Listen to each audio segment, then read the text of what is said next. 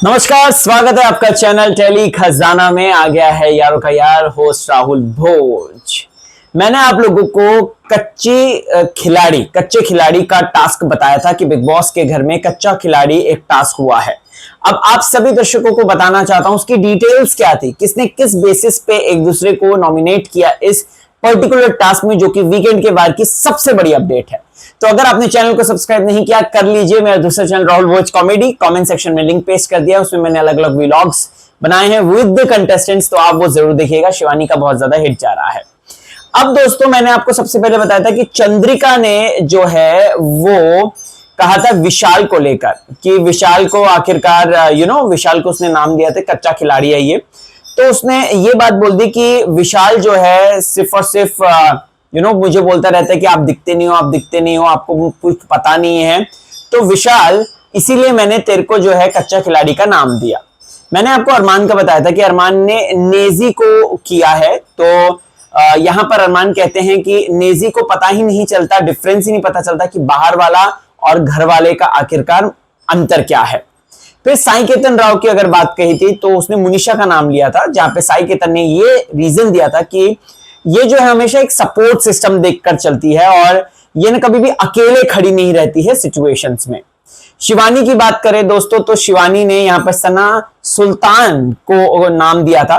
तो यहां पर आपको बताना चाहता हूं, तो वो कहती है कि ये लड़की जो है कभी भी अकेले खेलते हुए नहीं नजर आई है, इंडिपेंडेंट नहीं है और हमेशा ये सपोर्ट ढूंढती रहती है, इसीलिए कच्ची खिलाड़ी है।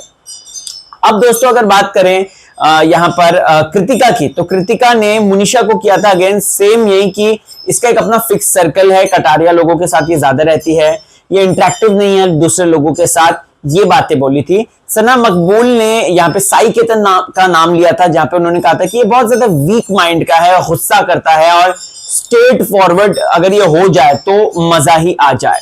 इसके साथ साथ आपको बता दो दोस्तों, तो दीपक ने अरमान का नाम लिया था, जहां पे कहा था कि बिग बॉस का गेम चल रहा है, एक अरमान का अलग गेम चल रहा है, जो कि एक्चुअल में अरमान को समझ में नहीं आ रहा कि वो क्या कर रहा है।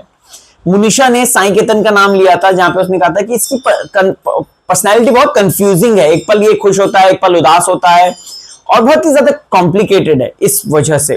फिर रणवीर ने दोस्तों आपको बताना चाहता हूं विशाल का नाम लिया था, जहां पे उसने कहा था कि विशाल जो है टास्क में अपनी ही चलाता है और बहुत कंफ्यूजन क्रिएट करता है टास्क को, और उसको एंड तक टास्क इसकी वजह से टास्क कैंसिल भी हो जाते हैं। तो उसने विशाल का नाम लिया था और विशाल ने सेम रणवीर का नाम लिया था, ये बात बोलते हुए कि उसको टास्क समझ में नहीं आता है और लास्ट में ये अपना पॉइंट ऑफ व्यू घुसा के टास्क को खत्म कर देता है। लवकेश ने चंद्रिका का नाम लिया था, ये बात बोल के कि कोई भी कॉन्वर्जेशन को गलत ही समझती है और अनरिलेटेड स्टेटमेंट देती है, इस वजह से। नेजी ने अरमान का नाम लिया था, ये सोच के कि उसको गेम समझ में नहीं आया है और उसको फैक्ट्स एक्चुअल में नहीं पता है। सना सुल्तान ने शिवानी का नाम लिया था और ये कहा था कि इनफैक्ट शिवानी एक दिन कह रही थी कि मुझे जो है गेम, ये जो टास्क है ये समझ में नहीं आ रहा।